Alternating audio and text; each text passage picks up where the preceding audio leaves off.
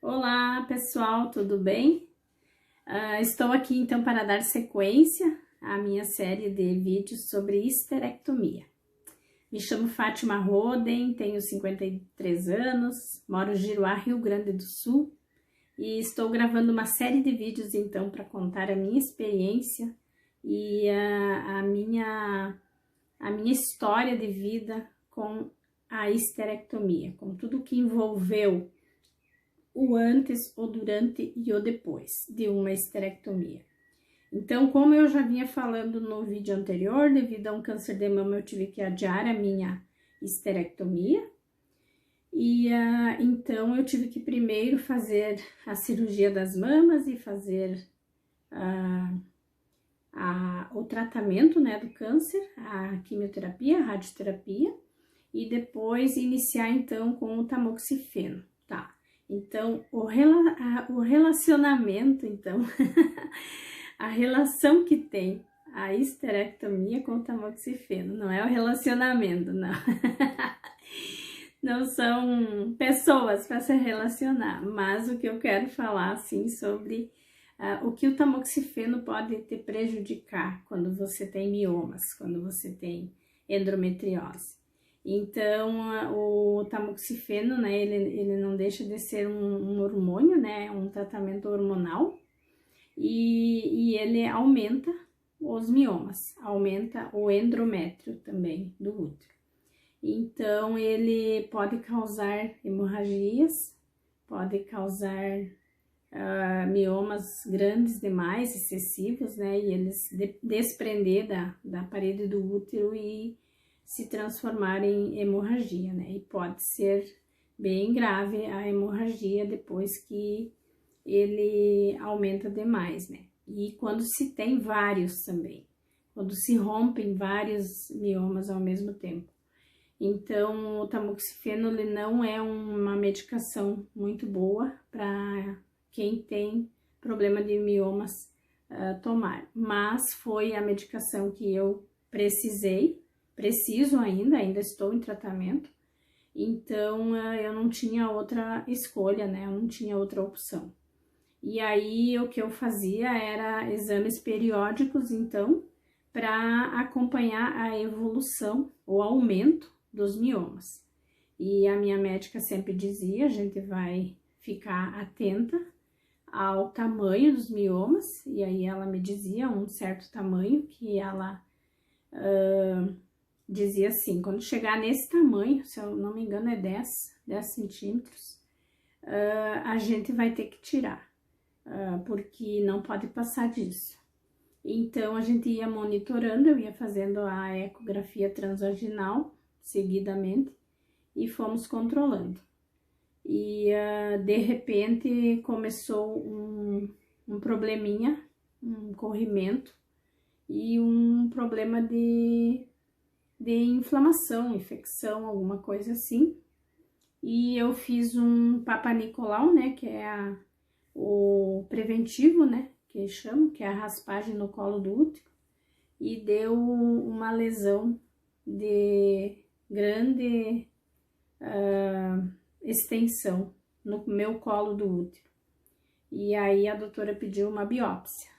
E aí eu fiquei rezando para que não fosse um câncer de colo de útero, porque eu queria fazer a cirurgia da histerectomia sim, mas eu queria fazer ela retirando o útero, ovário, trompa e colo de útero, sem câncer, né? Sem tumor, porque se tiver um câncer, é preciso fazer todo aquele processo de quimioterapia novamente, né?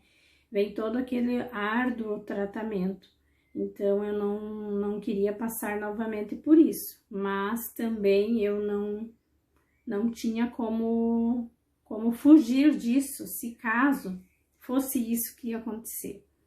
Então, foram momentos bem angustiantes, assim, os momentos que antecederam a vinda, né, do resultado da biópsia. E aí, quando veio o resultado da biópsia, né, de uma grave lesão, a doutora disse, não, a gente vai fazer um tratamentozinho, vai refazer o exame. Se der novamente o mesmo, a gente vai ter que partir para um oncologista para fazer a cirurgia, porque aí ela não faria. E aí, então, eu refiz novamente o exame. Aí esperei mais, quase 15 dias, até que o exame voltou. E graças a Deus diminuiu e deu para a gente fazer, então, a esterectomia radical total, que é o nome da esterectomia que eu fiz. Então, eu marquei a cirurgia, no momento que depois veio aqueles exames, eu já nem pestanejei, marquei a cirurgia, que eu queria fazer mais no final do ano, eu acabei fazendo em agosto de 2019, e então, para me livrar, porque a gente fica muito agoniada, muito angustiada, quando você tem algo dentro do seu corpo e você sabe que aquilo não tá mais te fazendo bem. Aquilo não tá mais te ajudando, aquilo não tá mais normal, aquilo não tá mais certo, aquilo está doente, aquilo está te prejudicando trazendo outros problemas de saúde, né? Então, eu não via a hora de fazer a cirurgia. E para isso eu tive que preparar-me psicologicamente, espiritualmente, fisicamente. E eu tinha uma vida muito ativa, porque eu estava fazendo pilates, eu estava fazendo fisioterapia, hidroterapia, desde que eu tinha tido câncer de mama, então a minha preocupação era eu parar com tudo e eu ficar ali de repouso, me recuperando da cirurgia, como que ia ser esse tempo, como que eu ia conseguir superar toda essa fase, como que o meu organismo ia reagir, que estava acostumado, e quando que eu ia poder retomar as minhas atividades físicas devido à cirurgia ser de grande extensão, porque teve que ser com corte, né, e o corte foi um pouquinho mais amplo do que uma cesárea, então até tudo sarar, todas essas camadas que são cortadas, até todas elas sarar, demora um bom tempo. Até você poder fazer uma atividade física, fazer um esforço que exija do abdômen, você leva um bom tempo, porque é dolorido, fica aderido, né? A pele fica aderida. Então, tudo isso é um processo bem difícil da gente passar por tudo isso, é uma recuperação, né? E você tem que estar preparada, a sua cabeça tem que estar preparada, porque senão dá um nó nas ideias, né? E aí, então, eu fui preparando isso tudo dentro da minha cabeça e colocando assim na minha mente que eu iria fazer e eu iria me cuidar como eu precisasse realmente me cuidar.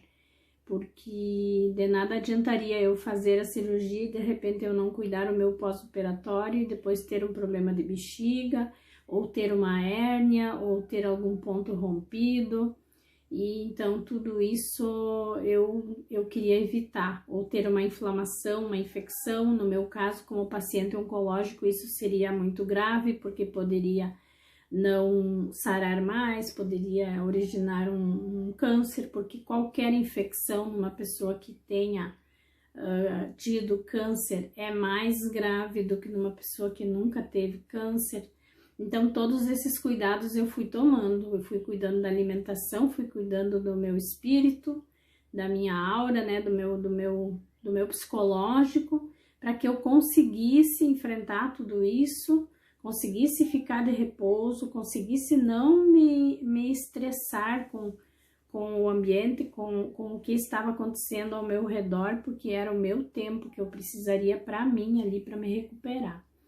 Então, o próximo vídeo agora eu vou fazer sobre a preparação que eu fiz, assim, relacionado com o meu trabalho, também relacionado com a minha casa, e também a preparação que foi feita no hospital no dia anterior à esterectomia. Então, isso eu vou colocar agora num próximo vídeo, tá bom?